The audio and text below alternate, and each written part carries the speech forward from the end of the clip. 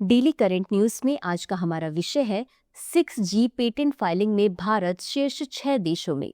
आज का हमारा टॉपिक समसामयिक घटना से संबंधित है। सबसे पहले देख लेते हैं पूरे एपिसोड में किन किन मुद्दों पर बात करेंगे।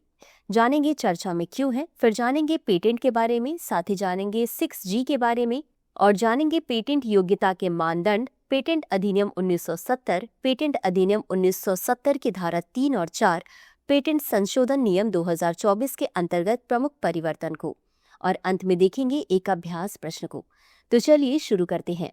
हाल ही में भारत 6G पेटेंट फाइलिंग में वैश्विक स्तर पर शीर्ष 6 देशों में शामिल हो गया है। बता दें कि भारत में 111 से अधिक शोध परियोजनाओं को 300 करोड़ रुपए की मंजूरी राशि के साथ वित्त पोषित किया गया है। केंद्रीय दूरसंचार राज्य मंत्री चंद्रशेखर पेम्मासानी ने भारत 6G 2025 सम्मेलन में इस बात की घोषणा की। दृष्टि IAS मुखर्जी नगर की सभी क्लासेस शिफ्ट हो गई हैं नोएडा में। IAGS फाउंडेशन बैच के हिंदी और अंग्रेजी माध्यम में एडमिशन आरंभ है। हमारा पता है C171/2 block A sector 15 Noida sector 15 metro station के पास। अधिक जानकारी के लिए संपर्क करें 8750187501 पर। आगे बढ़ते हैं खबर की तरफ। 6G 5G के बाद आने वाली वायरलेस तकनीक की अगली पीढ़ी का प्रतिनिधित्व करता है। इसका उद्देश्य डेटा की गति को महत्वपूर्ण रूप से बढ़ाना, विलंबता को कम करना और नेटवर्क क्षमताओं का विस्तार करना है। 6G से 1000 Gbps की अधिकतम डेटा दर प्राप्त होने की उम्मीद है, जो 5G के 20 Gbps की तुलना में उल्लेखनीय वृद्धि है। बता दें कि 6G टेराहर्ट्ज आवृत्ति बैंड का उपयोग करेगा, जिससे अधिक बैंडविड्थ और उच्च डेटा दर मिलेगी।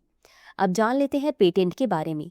पेटेंट एक आविष्कार का विधिक अधिकार है जो किसी व्यक्ति या संस्था को दूसरों के हस्तक्षेप के बिना दिया जाता है, जो इसे दोहराने, उपयोग करने या बेचने की इच्छा रखते हैं। बता दें कि वैश्विक पेटेंट की कोई अवधारणा नहीं है। भारत में पेटेंट प्रणाली पेटेंट अधिनियम 1970 द्वारा शासित होती है, जिसमें बदलते परिवेश के अनुरूप पेटेंट नियमों में नियमित रूप से संशोधन किया जाता है। सबसे संशोधित पेटेंट अधिनियम पेटेंट संशोधन नियम 2024 है। पेटेंट योग्यता के मानदंड। कोई आविष्कार पेटेंट योग्य विषय वस्तु होता है यदि वह नवीन, स्पष्ट एवं औद्योगिक अनुप्रयोग हेतु सक्षम है।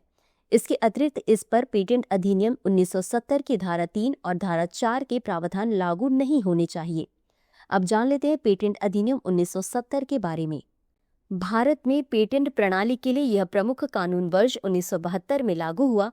इससे भारतीय पेटेंट एवं डिजाइन अधिनियम 1911 का स्थान लिया।